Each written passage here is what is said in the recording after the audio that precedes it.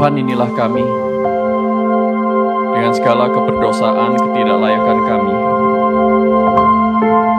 Bahkan untuk mengenal Engkau pun, kami orang berdosa ini tidak memiliki keinginan sedikit pun. Namun sekali lagi oleh karena kasih karunia-Mu, oleh karena salib-Mu yang mulia, Engkau membukakan mata hati kami. Ketika kami lupa, Engkau terus ingatkan. Ketika kami menjauh, Engkau mendekat. Ketika kami bersembunyi, Engkau mencari, Tuhan. Saat ini pun, ketika kami datang menghadap kehadirat-Mu, Tuhan, kami mengingini memiliki hati yang mendamba Engkau. Memiliki hati yang ingin mendengar suara-Mu.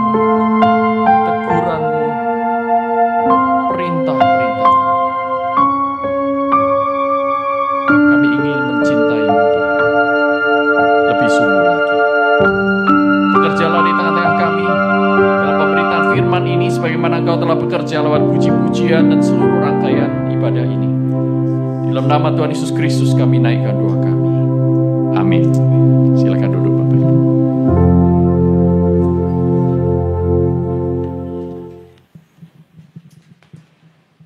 Hari ini tema kita adalah memikul salib. Back to basic. Bukan tema yang mudah atau mungkin tema yang enak didengar. Namun itulah yang diajarkan oleh firman Tuhan. Saya akan membacakan bagian yang akan kita renungkan bersama, terambil dari Lukas pasal yang ke-14. Lukas pasal 14 ayat 25 sampai 35. Lukas 14 ayat 25 sampai 35. Jika Bapak Ibu sudah menemukan, saya akan bacakan bagi kita semua. Saya membacakan dari versi TB2. Demikian bunyi firman Tuhan. Pada suatu kali, banyak orang berduyun-duyun mengikuti Yesus dalam perjalanannya. Dia berpaling dan berkata kepada mereka, "Jikalau seorang datang kepadaku, dan ia tidak membenci ayahnya, ibunya, istrinya, anak-anaknya, saudara-saudaranya laki-laki atau perempuan, bahkan nyawanya sendiri, dia tidak dapat menjadi muridku. Siapa saja yang tidak memikul salibnya dan mengikut aku, ia tidak dapat menjadi muridku." Ayat 28, "Sebab siapakah di antara kamu yang kalau mau mendirikan sebuah menara tidak duduk dahulu, membuat anggaran biayanya, apakah uangnya cukup untuk menyelesaikan pekerjaan itu? Jangan sampai setelah ia meletakkan dasarnya, namun tidak mampu menyelesaikannya. Semua orang yang melihatnya mengejek dia dan berkata, orang itu mulai mendirikan tetapi ia tidak mampu menyelesaikannya. Atau, raja manakah yang kalau mau pergi berperang melawan raja lain, tidak duduk dahulu untuk mempertimbangkan apakah dengan 10.000 orang ia sanggup menghadapi lawan yang mendatanginya dengan 20.000 orang? Jikalau tidak, ia akan mengirim utusan selama musuh itu masih jauh untuk menanyakan syarat-syarat perdamaian.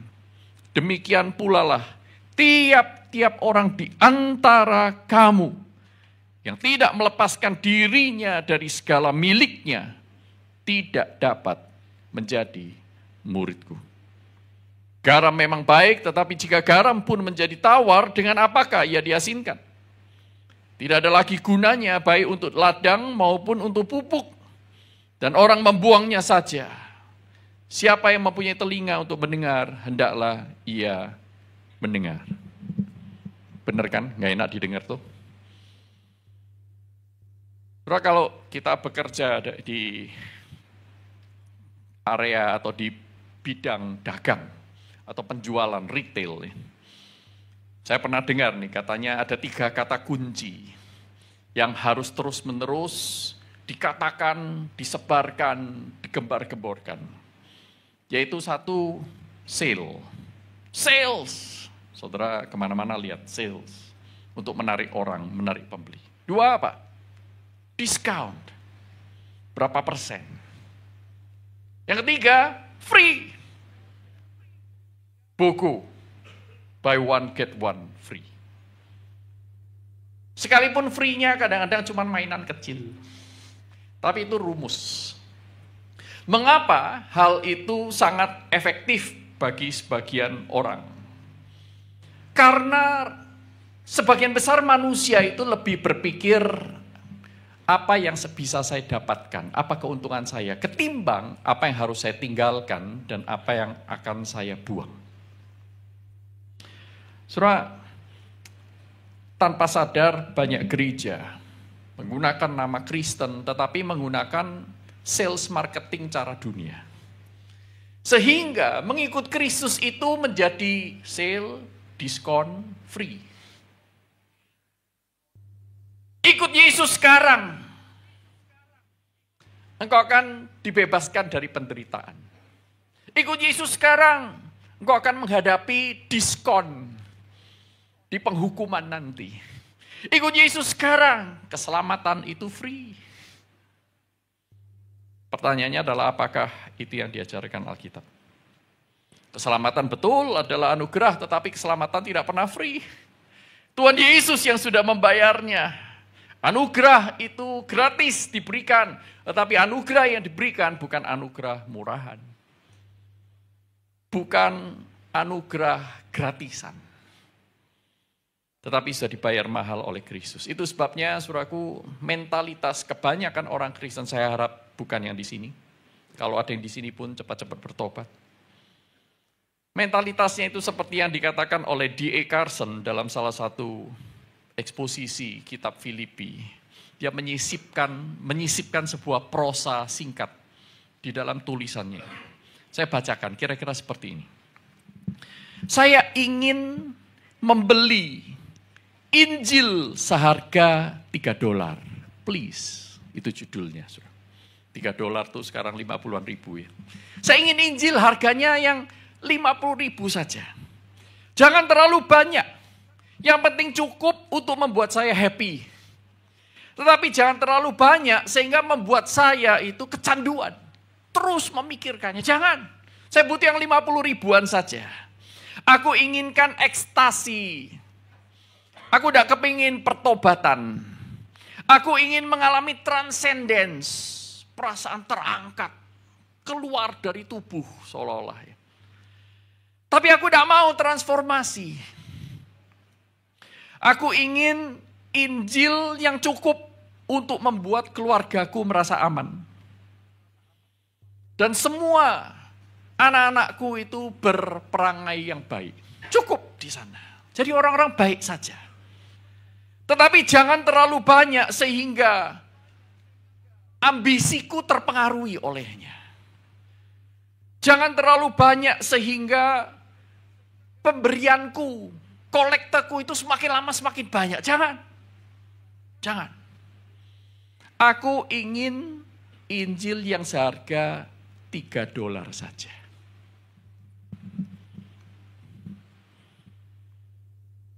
Tetapi saudaraku, apa yang Alkitab ajarkan hari ini kita akan fokuskan. Bagaimana Tuhan Yesus sendiri, dalam tanda kutip ya, menjadi sales marketing untuk kerajaan Allah. Sales, diskon, free.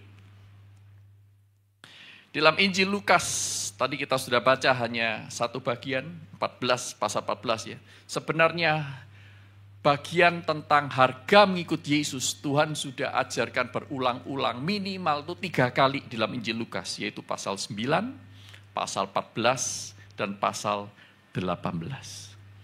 Tuhan Yesus bukan satu kali saja mengatakan, sehingga orang berpikir, itu mungkin salah ngomong, itu mungkin salah rekam, itu mungkin salah catat Lukas ini. Tapi masalahnya yang catat bukan cuma Lukas, dicatat juga di Matius. Dicatat juga dalam bagian-bagian Injil yang lain, di Markus juga dicatat. Tuhan Yesus ingin mengatakan, saudaraku, kepada orang-orang yang berduyun-duyun mengikut dia, mengikut Yesus ini berduyun-duyun. Tetapi Tuhan Yesus tidak impress, dia tidak terpesona oleh banyak orang mengikut dia, seperti kebanyakan pendeta yang sangat senang kalau banyak orang datang memenuhi gerejanya. Tuhan Yesus tidak seperti itu, herannya. Dia membalikkan badan, dan berkata, ia berpaling dan berkata kepada mereka, jikalau seseorang datang kepadaku. Nah, ini orang-orang itu kelihatan datang mengikuti Yesus. Tetapi tidak semata-mata mereka itu otomatis menjadi murid Yesus, kan? Itulah sebabnya Tuhan Yesus berkata bahwa mengikut Yesus, menjadi murid Yesus bukan sekadar datang kepadanya, berduyun-duyun. Jadi kalau bukan sekadar datang, menjadi murid Yesus itu seperti apa? Ada dua hal yang saya simpulkan dari bagian ini. Yang pertama adalah orang yang mengikut atau menjadi murid Yesus. Pertama, dia adalah orang yang memilih Yesus. Yang kedua, meninggalkan yang lain. Ingat dua hal ini. Yang pertama apa? Memilih Yesus. Kedua, meninggalkan yang lain. Saudara, mari kita lihat satu persatu. Ayat 26, ayat 27, dan ayat 33, semuanya ditutup dengan kalimat, dengan kata-kata, ia tidak dapat menjadi muridku. Dan sebelum bagian ini, Tuhan Yesus memberikan kepada mereka perbandingan-perbandingan hal-hal lain untuk dipilih. Misalnya dalam ayat 26 dikatakan, jikalau seorang datang kepadaku, ia tidak membenci ayahnya, ibunya, istrinya, anak-anaknya, saudaranya laki-laki atau perempuan, bahkan nyawanya sendiri, ia tidak dapat menjadi muridku. Luar biasa, saudara. Loh, bukankah kekristenan itu adalah iman yang penuh dengan kasih? Kenapa di sini ditulis membenci baru bisa menjadi murid Yesus? Saudaraku, ada beberapa arti di dalam sebuah kata, khususnya dalam bahasa Yunani termasuk bagian ini. Bagian ini sebenarnya bukan menunjukkan bahwa seseorang itu punya hatred, punya kebencian, ingin membunuh. Bukan, saudaraku. Tetapi membenci di sini ini diartikan adalah bahwa dia tidak menganggapnya lebih penting. Love less. Jadi seolah-olah Tuhan Yesus ini mengatakan, jikalau engkau tidak menganggap aku lebih penting daripada suamimu, engkau tidak menganggap aku lebih penting daripada keluargamu, engkau tidak menganggap aku lebih penting daripada segala sesuatu yang lain, bahkan engkau tidak menganggap aku lebih penting daripada nyawamu, engkau tidak dapat menjadi muridku. Sehingga ketika membandingkan ini, Tuhan Yesus memberikan pilihan kepada orang-orang yang terlihat datang kepadanya, berduyun-duyun mengikut dia. Sekarang pilih. Kalau engkau hanya boleh memilih satu, mana yang kau pilih? Saudara ingat, di perikop sebelumnya, Tuhan Yesus memberikan perumpamaan tentang seorang raja, seorang tuan yang besar, yang kaya raya, mengadakan sebuah pesta. Dan ketika pesta itu sudah sampai pada harinya, pada waktunya, tidak ada yang mau datang. Kemudian dia menyuruh pelayannya untuk menanyakan kepada mereka, kenapa mereka tidak memenuhi undangan dari sang raja. Mereka berkata, aduh, aku masih repot ini, aku masih repot ini. Aku baru beli sapi yang tambun, aku harus mencobanya. Aku ada urusan ini, urusan itu. Dengan kata lain, mereka ingin mengatakan, sorry, raja tidak lebih penting daripada sapiku. Raja tidak lebih penting daripada urusan rumah tanggaku. Raja tidak lebih penting daripada segala sesuatu yang aku sekarang sedang kerjakan. Nah, saudaraku, inilah yang dimaksud ketika Tuhan Yesus berkata, jikalau engkau tidak membenci. Kalau hari ini saya mengundang salah seorang dari rekan-rekannya, misalnya Pak Edi. Kalau yang lain saya belum kenal, saya takut menyinggung. Kalau Pak Edi lumayan lah. Pak Edi, boleh enggak saya tukar nih. Mobil Pak Edi, saya tukar dengan mobil saya. Pak Edi akan tanya, mobilmu apa dulu? Betul ya? Apa dulu? Kalau lebih bagus boleh. Kalau lebih jelek, jangan. Ya kan? Oh, mobil saya sih bagus. Andaikan ya, saya berkata, Mercedes. Tapi tahun 60. Onderdilnya sudah susah cari.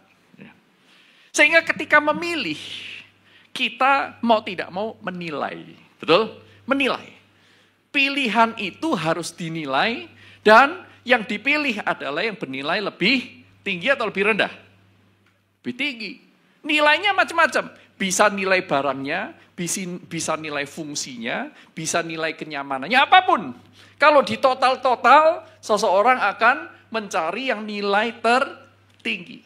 Sehingga, saudara, di dalam bagian ini, seolah-olah Tuhan Yesus itu ingin para muridnya, orang-orang yang mengaku mengikut dia, itu menyingkapkan lewat pertanyaan itu, lewat kalimat itu, jikalau kamu tidak membenci ini, maka engkau tidak layak menjadi muridku. Engkau tidak dapat menjadi muridku. Tuhan Yesus ingin mereka masuk di dalam lubuk hati yang terdalam, seperti kita hari ini, masuk dalam lubuk hati kita yang terdalam, dan bertanya, sebenarnya Yesus itu berharga seperti apa?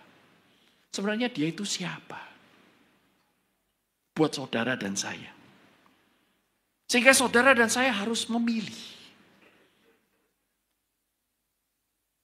Bagaimana saudara dan saya menilai Kristus? Siapa sih Kristus itu? Oh ya, aku percaya kepada Yesus Kristus, anak tunggal Allah, Tuhan kita. Yang menderita kesesaran, itu kan formulasi hafalan. Tetapi bagi saudara sendiri, kalau hari ini Tuhan Yesus datang di tengah-tengah kita dan dia memang ada hadir, hanya saja dia tidak terlihat. Karena dia adalah Allah yang maha hadir, bukan? Dan dia berkata seperti yang dia katakan kepada para muridnya. Apa kata orang tentang aku? Oh, ada yang berkata engkau nabi. Ada yang berkata engkau adalah Elia. Ada yang berkata engkau Yohanes Pembaptis yang bangkit dari mati. Lalu Tuhan Yesus berkata apa? Menurut kamu, siapakah aku ini? Coba saudaraku, kita ambil waktu sejenak. Sudahkah saudara dan saya mengenal dia? Siapa dia? Di dalam hatimu, di dalam hidupmu. Sudahkah engkau mengenal dia? Bagaimana engkau menilai dia? Seberapa berharganya dia? Manusia berdosa tidak bisa mengenal siapa Yesus yang sebenarnya. Itu sebabnya manusia berdosa tidak akan pernah memilih dia. Kalaupun terlihat mengikut Yesus, yang mereka cari sebenarnya bukan Yesus. Orang berdosa, mereka tidak kenal Yesus. Tidak mau kenal Yesus. Sekalipun mereka terlihat mengikut Yesus, yang mereka cari sebenarnya roti gratis. Engkau datang bukan karena melihat tanda lalu percaya, engkau datang karena perutmu kenyang. Yohanes pasal 6. Banyak orang berbondong-bondong mengikut Yesus karena ingin menjadikan Yesus raja yang akan meruntuhkan, menggulingkan kerajaan Romawi, kekaisaran Romawi, supaya mereka dibebaskan. Jadi banyak orang menjadikan Yesus seolah-olah raja, tetapi sebenarnya supaya mereka mendapatkan kelepasan dari penderitaan. Kalau Tuhan Yesus tidak bisa melepaskan mereka dari penderitaan, mereka akan tinggalkan Yesus. Jadi mana yang lebih penting? Yesus atau lepas dari penderitaan?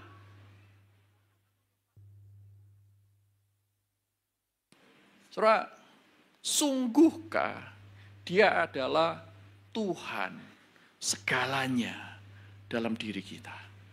Bagi Anda dan saya. Sungguhkah dia yang paling berharga di antara segala sesuatu? Seorang misionaris dari Amerika ke Cina bernama Glenn Edsit.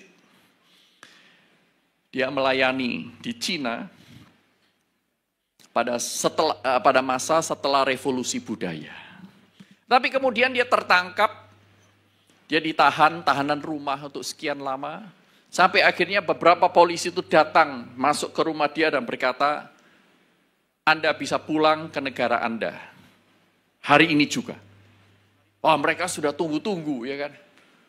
Kemudian tentara itu berkata, tapi ada syarat, kamu hanya boleh membawa tidak lebih dari 200 pounds. Berat nih. 200 pounds itu tidak sampai 100 kilo. Tidak sampai 100 kilo. Ya.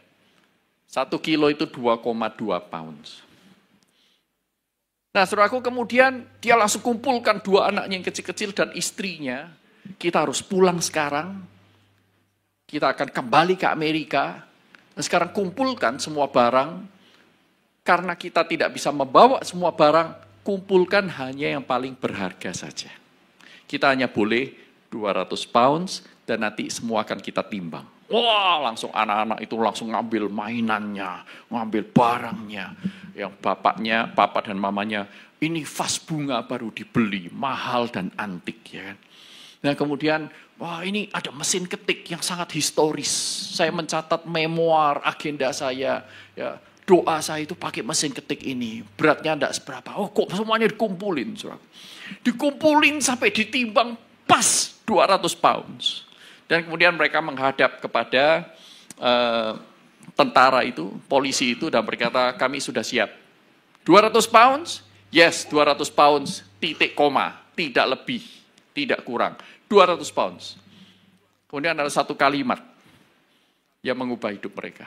Yaitu ketika polisi itu berkata, engkau sudah menimbang anakmu? Anakmu? Sudah kamu timbang? Begitu dibandingkan dengan anak mereka, vas itu ditinggal. Mesin ketik yang historis dan mempunyai sentimental, nilai sentimental itu dibuang. Mainan-mainan itu sudah tidak lebih penting lagi. Semuanya dibuang. Mereka pulang bawa anak mereka. Sekarang,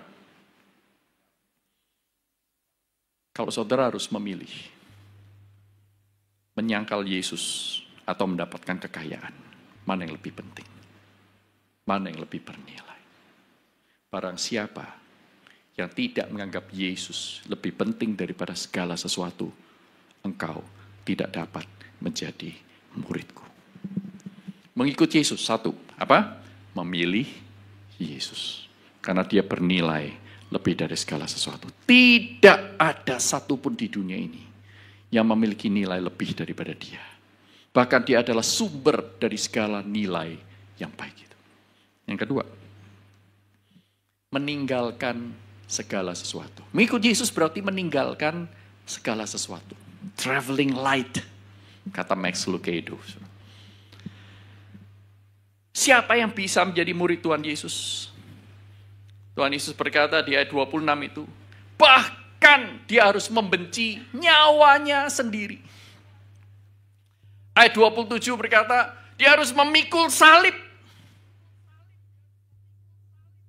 Pasal 16, Matius 16 ayat 28 menambahkan, dia harus menyangkal dirinya dan memikul salib, mengikut aku setiap hari. Dialah murid-muridku. Ayat 33 dikatakan, barang siapa tidak melepaskan dirinya dari segala miliknya, dia tidak dapat menjadi muridku.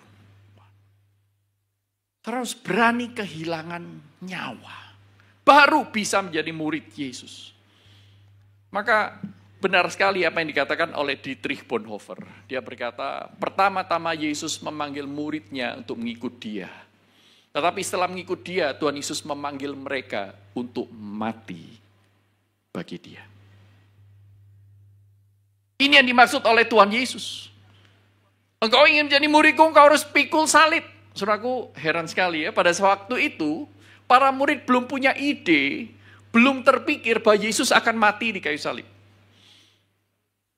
Tetapi Lukas, Matius, dan yang lain, mereka tahu apa artinya memikul salib, karena itu adalah pemandangan sehari-hari, khususnya di dalam jalan menuju Golgota itu. Itu adalah pemandangan sehari-hari. Pada hari-hari tertentu, banyak orang akan dieksekusi di kayu salib. Orang itu akan diarak, dia harus memikul salibnya menuju tempat eksekusi. Jadi memikul salib bagi para murid yang baru mendengar saat itu, sekalipun mereka belum melihat Yesus yang disalibkan, mereka tahu tuntutan Tuhan Yesus itu tidak ecek-ecek. Panggilan Tuhan Yesus bukan panggilan murahan.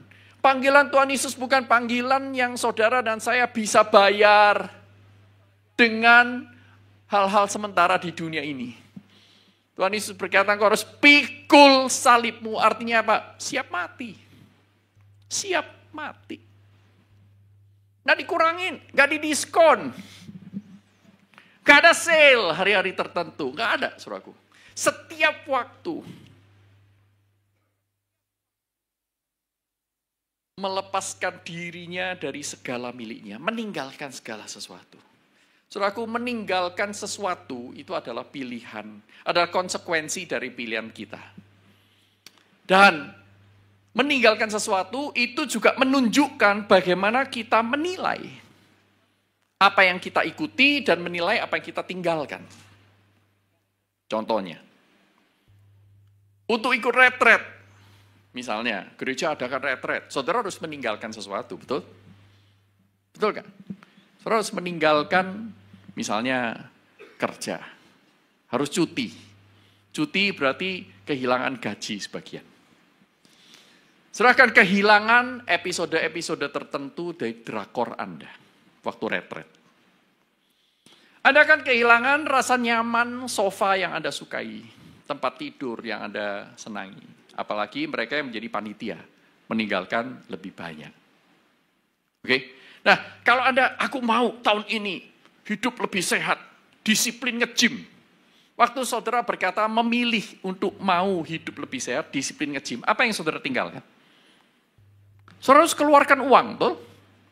Keluarkan uang untuk menjadi membership di gym itu. Kalau bisa yang agak mahal, supaya motivasinya lebih gede dikit. Kalau yang murahan biasanya, bolos saja tidak apa-apa, murah kok. Betul nggak? Ya. Tapi tetap saudara harus meninggalkan sesuatu. Saudara bekerja pun harus meninggalkan sesuatu. Aku mau bekerja hari ini. Harus meninggalkan rumah Anda, meninggalkan kemungkinan alternatif aktivitas yang lain. Yang mungkin menyenangkan Anda. Anda harus tinggalkan tuh. Tetapi kenapa saudara pilih melakukan aktivitas A ketimbang aktivitas B? Karena apa? Yang A ini lebih bernilai daripada yang B. Maka saudara akan memilih yang bernilai, meninggalkan yang kurang bernilai. Lalu saudara masih ngotot bertanya, emang enggak bisa dua-duanya ya? Menjadi pengikut Kristus tapi juga menjadi penikmat dunia kan enak. Biasa kita waktu kecil tuh kita selalu tanya, oke, pilih A atau B? Atau. Nah, pilihnya atau. Ayo ngaku, siapa yang seperti itu? Tidak ada yang ngaku, ya. Cuman saya orang yang berdosa di dunia ini. Kenapa kita tidak boleh pilih dua-duanya? Misalnya seperti pilih baju, kan bisa pilih 2 dari 3 baju, beli 2 ketimbang 3 baju. Pilih makan 2 lauk ketimbang 4 lauk. Kan boleh pilih 2, kenapa harus salah satu? Gitu. Boleh kan saya bekerja sambil melayani? Boleh kan saya bekerja sambil menjadi ibu rumah tangga? Itu kan bisa, dua-duanya dikerjakan sekaligus. Nah, saudaraku, saya setuju. Ada hal-hal yang saudara dan saya bisa pilih bersama. Betul, memang ada. Tetapi pertanyaannya adalah, apakah mengikut Yesus itu masuk kategori yang itu? Bisa disambi. Bisa dipilih bersamaan. Sementara ada hal-hal yang lain, yang saudara dan saya tidak bisa pilih bersama. Pilih dua-duanya tidak bisa. Misalnya menikah atau membujang. Tidak bisa pilih dua-duanya. Pak, boleh tidak? Senin aja nikahnya. Selasa, Rabu, Kamis, itu saya bujangan. Lalu Jumat, Sabtu, Minggu, Senin, saya nikah lagi. Boleh nggak? Menikahnya part time. Saudaraku, ada hal-hal yang saudara dan saya tidak bisa pilih dua-duanya, harus pilih salah satu. Bekerja atau berlibur, saudara tidak bisa pilih dua-duanya. Saya mau bekerja sampai berlibur, itu bukan berlibur namanya. Saya mau berlibur, tapi waktu berlibur saya bekerja, itu juga bukan bekerja namanya. Saudara tangkap maksud saya? Ada hal-hal yang kalau saudara pilih satu, saudara pasti meninggalkan yang lain. Termasuk yang Tuhan Yesus berikan dalam perumpamaan di ayat 28 sampai dengan ayat 32 itu. Sebab siapakah di antara kamu yang kalau mau mendirikan sebuah menara, saudaraku, mendirikan menara atau tidak mendirikan, saudara harus pilih salah satu. Kalau mendirikan berarti ada harga yang dibayar, kalau enggak mendirikan ya tidak ada harga yang harus dibayar. Orang mau pergi berperang, boleh enggak pilih dua-duanya? Berperang tapi enggak berperang. Dia enggak bisa. Ini yang Tuhan Yesus maksudkan, saudara dan saya harus pilih salah satu. Di dalam hal Tuhan, Allah. Jelas sekali. Tuhan Yesus berkata di dalam Matius pasal 6 ayat 24, tidak seorang pun dapat mengabdi kepada dua Tuhan. Kalau dia mengasihi yang satu, dia pasti membenci yang lain. Dia mengasihi yang lain, dia pasti membenci yang satu. Demikian pula mengikut Kristus tidak bisa saudara mengabdi kepada dua Tuhan. Mungkin saudara masih ngotot. Pak, boleh nggak kita pakai prioritas saja? Ya Tuhan tetap Tuhan, tapi prioritasnya lebih tinggi daripada yang lain. Kan boleh tuh. Lagi pula siapakah kita? Kita kan orang berdosa. Kasih prioritas baik, kasih prioritas yang tinggi aja kan sudah lumayan. Ya, betul nggak ya? Nah maka seperti yang dikatakan oleh seorang pemuda waktu itu, sekarang dia juga sudah punya anak, saudaraku. Dia pernah berkata kepada saya, bagaimana kita harus nyusun prioritas? Maksud kamu apa? Ya, antara apa? Tuhan, pelayanan gereja, keluarga, studi atau karir.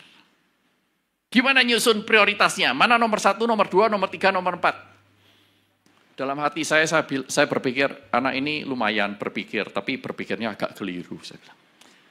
Pertanyaannya aja keliru, bagaimana mungkin jawabannya bisa benar. Tapi biarin saja saya tanya, kalau kamu nyusun prioritasnya bagaimana? Nomor 1 tetap harus Tuhan, dia bilang. Wah, bagus ya. Dia dengan bangga berkata, nomor 1 Tuhan. Nomor 2 itu keluarga. Nomor 3, pelayanan gereja. Yang keempat apa? Yang keempat adalah studi atau karir. Jadi nomor 1 itu Tuhan. Benar gak? Saya bilang keliru. Loh, kok bisa keliru? Saya tanya, mana di Alkitab Tuhan ingin jadi nomor 1 dalam hidupmu? Cari di Alkitab. Tuhan ingin menjadi nomor 1. Jadikan aku nomor 1. Di antara segala hal yang lain. Tidak ada, saudara. Saudara buka Keluaran pasal 20, 10 hukum Allah. Muncul kalimat pertama adalah, akulah Allah yang membawa kamu. Akulah Tuhan, Yahweh, yang membawa kamu keluar dari tanah Mesir. Jangan ada ilah lain di hadapanku. Jangan ada yang lain. Artinya apa? Nomor 1 atau satu-satunya? Satu-satunya. Nah kemudian waktu Tuhan Yesus berkata lagi, mengutip dari Ulangan pasal 6 itu. Kasihilah Tuhan Allahmu dengan segenap hatimu, segenap jiwamu, segenap akal budimu, segenap kekuatanmu. Kalau segenap diberikan kepada Tuhan, yang lain dapat apa? Tidak dapat apa-apa. Jadi yang diajarkan oleh Alkitab itu adalah mengikut Kristus, mengikut Tuhan, menyembah Allah sebagai satu-satunya Allah. Bukan Allah nomor 1. Kalau nomor 1 berarti ada yang nomor 2, ada yang nomor 3. Ada Allah nomor 1, ada Allah nomor 2, Allah nomor 3, Allah nomor 4. Allah nomor 1 nggak ngikutin kemauanku, aku pergi ke Allah nomor 2 dan seterusnya. Buat Tuhan itu adalah penghinaan. Pak, satu-satunya sama nomor 1 itu cuma masalah semantik. Bahasa saja. Saudara, jangan remehkan masalah semantik. Bisa enggak Bapak Ibu berkata kepada pasangan Anda, istri atau suami Anda, engkau adalah istriku yang nomor 1. Boleh enggak? Jangan dicoba ya. Risiko tanggung sendiri. Suamiku, engkau ganteng sekali. Di antara suamiku yang lain kau paling kaya. Engkau adalah suamiku nomor 1. Waduh. Saudara, ketika kita menjadikan Tuhan satu-satunya, saudara dan saya akan melepaskan yang lain. Seperti Rasul Paulus dalam Filipi pasal 3 ayat 8 berkata, segala sesuatu kuanggap rugi karena Kristus. Karena Kristus aku telah melepaskan semuanya itu dan menganggapnya sampah supaya aku memperoleh Dia. Jadi ngikut Kristus itu tidak boleh punya apa-apa. Jawabannya ya dan tidak. Jawabannya ya dalam pengertian begini. Ya, semua milik kita ini milik Tuhan. Kalau saudara berkata, engkau Allahku, Allah itu yang punya segala sesuatu, termasuk hidupku, bajuku, kesehatanku, keluargaku, pekerjaanku, kesempatanku, waktuku, semua itu milik Tuhan. Apakah mengikut Tuhan berarti saya tidak boleh punya apa-apa? Saya bilang kenyataannya begitu. Bukan masalah boleh tidak boleh, kenyataannya semua yang kita punya itu milik Dia. Ya, tetapi enggak dalam pengertian apa? Ternyata Tuhan yang Maha Kasih dan Maha Rahmani itu memberikan kepada saudara dan saya kesempatan untuk melayani Dia. Dan untuk melayani Dia, saudara dan saya boleh memilih. Berkat-berkat Tuhan itu untuk menjadi milik kita. Sehingga kita masih bisa berkata kesehatan ini adalah kesehatanku, rambut ini rambutku, tangan ini tanganku, kaki ini kakiku, pekerjaan-pekerjaanku, sekolahku, masih ada ku, tetapi ingat, ku ini bukan milik kita yang sesungguhnya, tetapi milik kita karena diberikan oleh Tuhan. Nah ini ya. Sehingga saudara dan saya bertanggung jawab terhadap apa yang kita miliki. Kenapa kita bertanggung jawab? Karena ini milik yang Tuhan berikan untuk kita gunakan bagi melayani Dia. Untuk melayani Dia. Kita harus membedakan hak milik dengan hak guna. Hidup kita, saudara nggak punya hak milik. Yang miliki itu Tuhan. Itu kalau saudara mengikut Kristus ya. Kalau saudara mengikut yang lain sih terserah bebas. Silakan jadi sultan untuk atas hidupmu sendiri ya. Tetapi kalau saudara mengikut Tuhan, milik kita itu semuanya milik Tuhan. Kita nggak punya hak milik. Yang kita punya adalah hak guna. Tuhan berikan kita kebebasan untuk menggunakannya sebaik mungkin untuk kemuliaan Tuhan. Nah, saudara, memikul salib itu artinya Tuhan meminta saudara dan saya melepaskan segala sesuatu, melepaskan ego, melepaskan bahkan cita-cita, melepaskan dosa apalagi. Tetapi kita datang kepada Tuhan seperti Kristus yang rela memikul salib, mati di kayu salib itu untuk menggenapi rencana Allah. Makananku ialah melakukan kehendak Bapa di surga dan menggenapi semua rencananya. Mengikut Kristus berarti saudara tidak hidup lagi untuk diri sendiri, tetapi hidup untuk Dia. Dan di sanalah sukacita yang sejati. Dan di sanalah hidup kekal disediakan. Banyak orang tidak memilih Kristus karena satu, yang paling umum, karena mengikut Kristus itu harganya mahal. Banyak orang tidak mau ikut Kristus, satu. Tapi seringkali iblis itu berusaha dengan segala macam cara supaya yang kedua ini saudara tidak pernah pikirkan. Yaitu bahwa tidak mengikut Kristus harganya jauh lebih mahal. Jauh lebih merugikan. Tidak mengikut Kristus, saudara tidak memiliki hidup kekal. Tidak mengikut Kristus, saudara tidak pernah mencicipi apa artinya damai sejahtera yang sejati. Cinta yang sejati. Cinta yang tidak bersyarat. Tidak mengikut Kristus, saudara tidak akan pernah mengalami dan mencicipi apa artinya dibebaskan betul-betul dari dosa. Tidak pernah. Tidak mengikut Kristus, saudara kehilangan jauh lebih banyak hal. Ketika Tuhan minta saudara dan saya melepaskan segala sesuatu, memikul salib. Tuhan tidak menjadikan Anda orang yang menyukai penderitaan, masokis, sadis. Bukan. Justru Tuhan meminta Anda melepaskan segala sesuatu yang menghalangi saudara dan saya untuk mengenal hal yang betul-betul bernilai. Yaitu Kristus, lebih daripada segala sesuatu.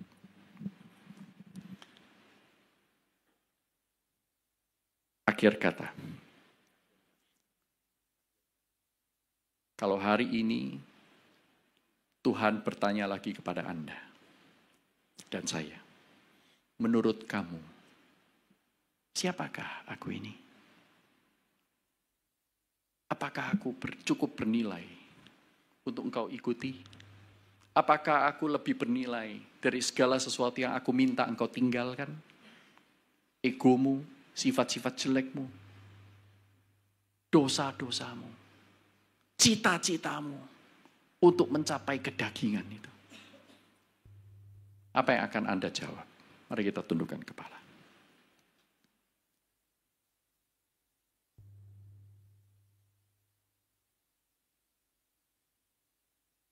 Tuhan, pertanyaanmu kepada kami sangat sulit untuk kami jawab.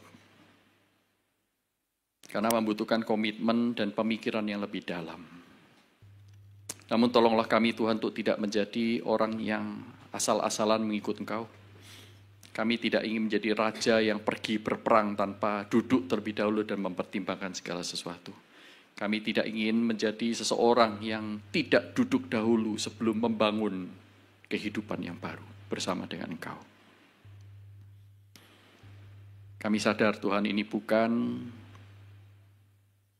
hal yang remeh. Panggilan Tuhan adalah panggilan yang mulia. Harga untuk mengikuti panggilan itu juga bukan harga yang murah. Tolong kami untuk percaya kepada Engkau yang sudah mati buat kami. Tolong kami untuk mengimani pengajaran Tuhan Yesus. Apa gunanya seseorang mendapatkan seluruh dunia tapi kehilangan nyawanya? Apa yang dia bisa gantikan untuk mendapatkan nyawanya kembali? Ajarlah kami dengan iman melihat Kristus yang tersalib mati untuk kami, supaya kami juga menyalibkan kedagingan dosa-dosa kami yang Kau minta untuk kami lepaskan. Tolong kami Tuhan, menjadi murid Kristus yang